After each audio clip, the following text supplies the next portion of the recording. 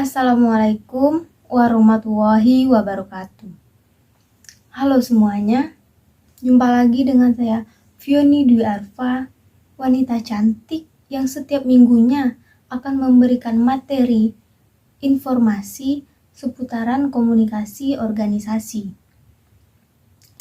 Ini juga merupakan sebuah instruksi atau tugas yang diberikan oleh Bapak Dr. Hanif Al-Qadri, SPD MPD, selaku dosen pengampu mata kuliah komunikasi organisasi.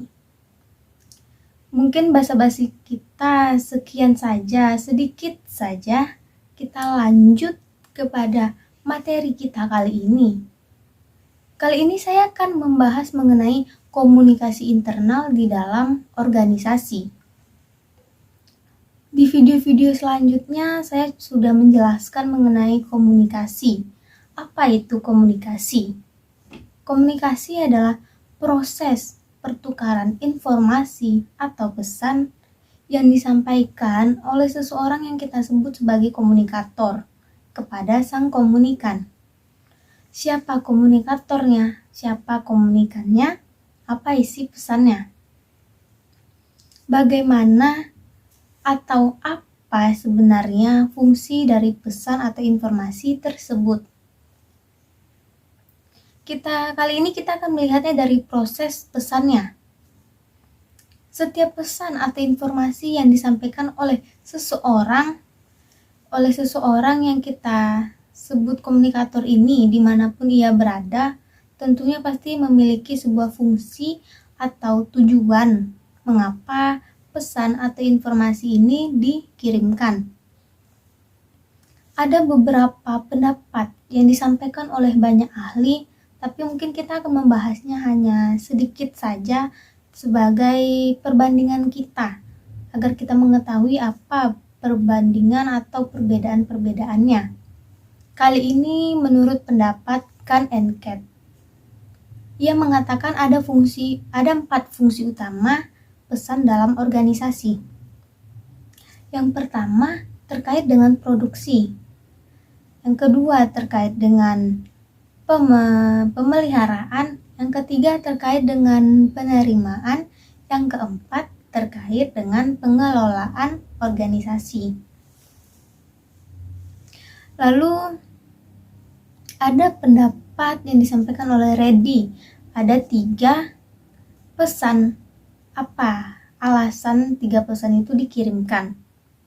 Yang pertama, untuk pelaksanaan tugas. Pelaksanaan tugas ini disampaikan oleh satu individu ke individu lain, dari bagian ke bagian lain di dalam sebuah organisasi. Yang kedua, untuk pemeliharaan. Yang ketiga, untuk kemanusiaan. Lalu ada pendapat yang disampaikan oleh Tehier, ada fungsi pesan tersebut. Yang pertama, untuk memberikan sebuah informasi. Hal tersebut pasti sangat umum kita dengarkan, karena pesan itu ya memang gunanya untuk menyampaikan sebuah informasi. Pesan atau informasi tersebut di dalam organisasi, siapapun, kapanpun, dimanapun, itu adalah untuk informasi. Yang kedua, untuk membujuk. Membujuk di sini bisa untuk membujuk orang, membujuk lembaga untuk melakukan sesuatu sesuai yang diinginkan. Yang ketiga, untuk garis perintah. Garis perintah di sini pesan yang disampaikan itu bermaksud untuk memberikan sebuah perintah. Yang keempat, ada untuk instruksi. Yang kelima ada untuk mengintegrasikan organisasi. Di dalam organisasi pasti terdiri dari bagian-bagian yang diintegrasikan menjadi satu kesatuan untuk mencapai sebuah tujuan dari proses kerja. Lalu ada pendapat Granbon yang mengatakan fungsi pesan tersebut untuk mengatur segala sesuatu, baik pola, pekerjaan, perilaku, agar bekerja sesuai dengan aturan yang ada. Yang kedua, untuk melakukan pembaharuan. Melalui pesan, maka pembaharuan bisa dilakukan. Pembaharuan di sini yaitu fungsi dari informasi itu yang akan disebarkan agar terjadinya sebuah perubahan. Yang ketiga, untuk integrasi. Sama seperti apa yang disampaikan oleh Tehir tadi, organisasi terdiri dari pembagian-pembagian yang terpisah memiliki tugas sendiri, tetapi ia masih di dalam satu organisasi, masih di dalam satu kesatuan. Yang keempat, untuk menyampaikan informasi sekaligus instruksi. Mana mungkin instruksi akan ada jika tidak ada sebuah pesan. Contohnya, video yang saat ini saya sampaikan, penyampaian materi yang saat ini saya sampaikan, ini merupakan sebuah instruksi yang diberikan oleh Bapak Dr. Hanif Al-Qadri, SPD, MPD, selaku dosen mata kuliah komunikasi organisasi untuk pemenuhan tugas mata kuliah komunikasi organisasi. Yang kedua, untuk informasi.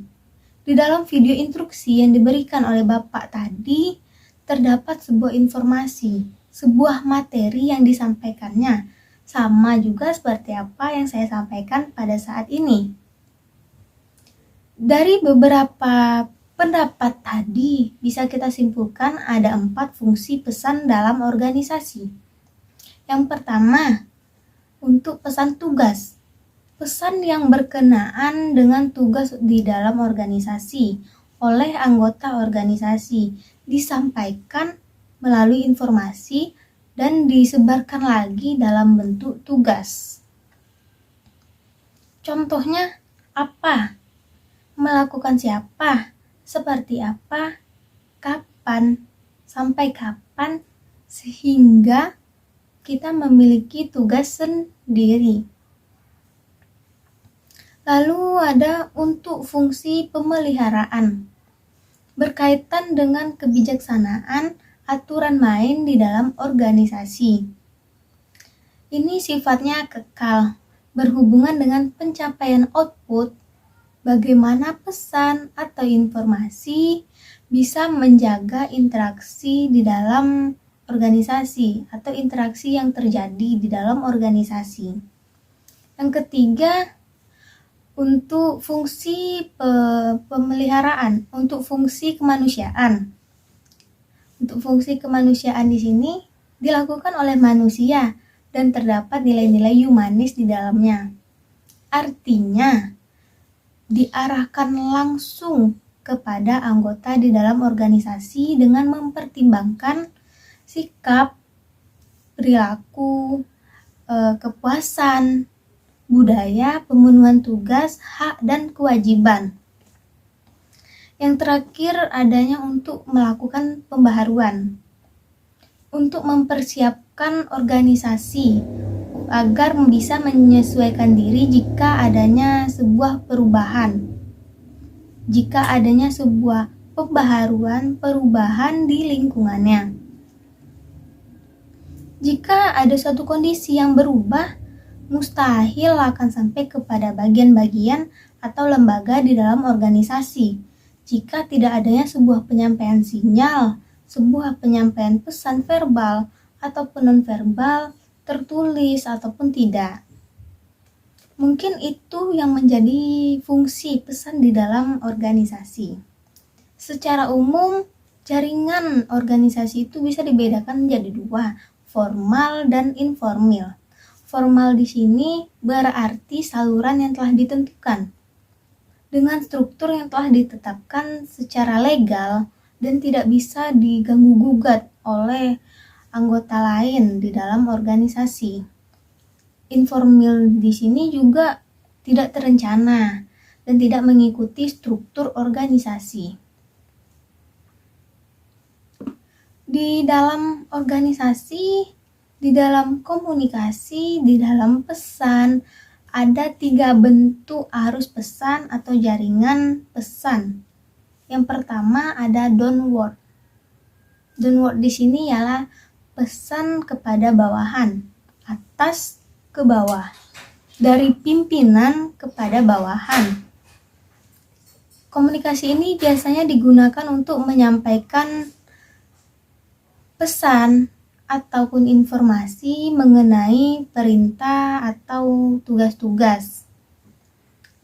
Lewis menyatakan untuk menyampaikan sebuah tujuan, bermaksud merubah sikap, membentuk pendapat, mengurangi ketakutan di dalam lembaga, menghilangkan kecurigaan karena adanya kesalahan informasi, mempersiapkan organisasi ketika adanya sebuah perubahan. Inilah yang dimaksud di dalam komunikasi downward ini. Downward ini juga memiliki beberapa tipe. Yang pertama, instruksi tugas. Instruksi tugas itu pesan yang disampaikan kepada bawahan mengenai apa sebenarnya yang diharapkan dan bagaimana melakukannya, dan disampaikan melalui perintah.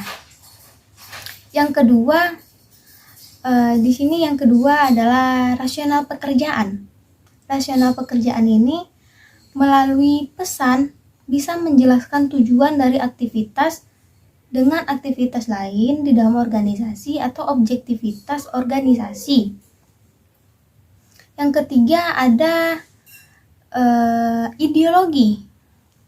Ideologi di sini ialah perluasan dari rasional ini. Pesan ini mencari sebuah sokongan, sebuah antusias anggota organisasi lain agar mendapatkan loyalitas, moral, motivasi dalam melakukan pekerjaannya. Yang keempat, informasi itu sendiri. Memberikan arahan, memberikan petunjuk mengenai produk-produk, memberikan arahan atau petunjuk kepada bawahan mengenai produk-produk yang berkaitan dengan aturan-aturan, kebutuhan, dan kebiasaan yang tidak berkaitan dengan instruksi atau rasional. Dan yang terakhir ada balikan. Balikan di sini artinya berkaitan dengan ketentuan individu, setiap orang SDM dalam organisasi untuk melakukan pekerjaannya. Komunikasi ini disebut komunikasi 2 arah. Yang kedua ada upward. Upward di sini yaitu komunikasi dari bawahan kepada atasan.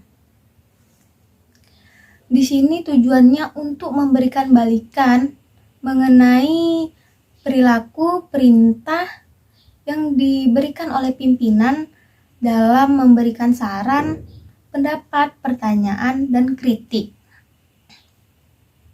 Gotthelf mengatakan fungsi komunikasi ke atas ini untuk pimpinan. Untuk pimpinan karena dia telah berhasil menyampaikan suatu pesan dan memberikan sebuah stimulus. Di dalam organisasi pasti adanya supervisor. Yang diharapkan oleh supervisor pimpinan di dalam komunikasi ini ialah berharap dari komunikasi atau pesan yang disampaikan dari bawahan mengenai apa yang dilakukan oleh bawahan, menjelaskan pekerjaan yang belum terselesaikan, menawarkan saran atau ide-ide untuk menyempurnakan unit-unit atau bagian-bagian dalam organisasi. Dan yang terakhir, menerima perilaku atau perasaan yang muncul dari karyawan itu. Di dalam upward ini ada sebuah prinsip-prinsip yang yang disampaikan oleh Flying and Mark Sever yang mengatakan prinsip-prinsip Upward ini. Yang pertama, program komunikasi.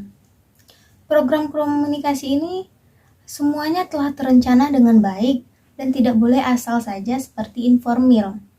Yang kedua di sini adalah berlangsung secara terus-menerus.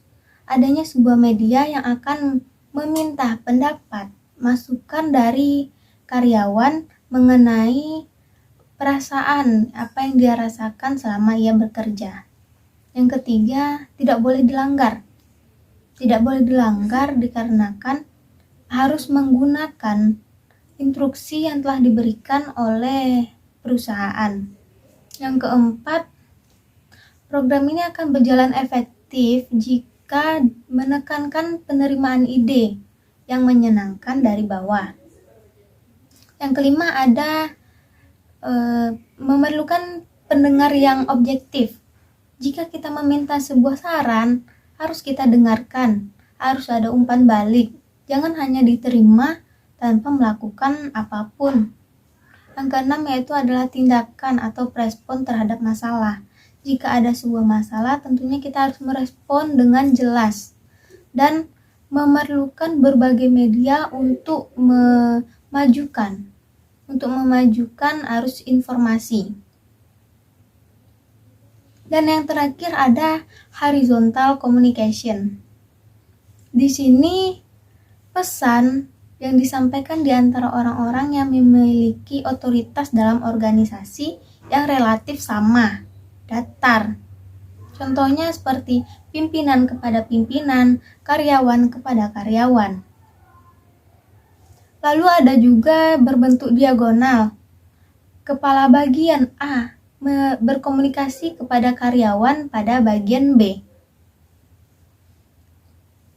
Tugas atau fungsi dari pesan ini untuk menyampaikan tugas-tugas, tujuan-tujuan, koordinasi, pemecahan masalah.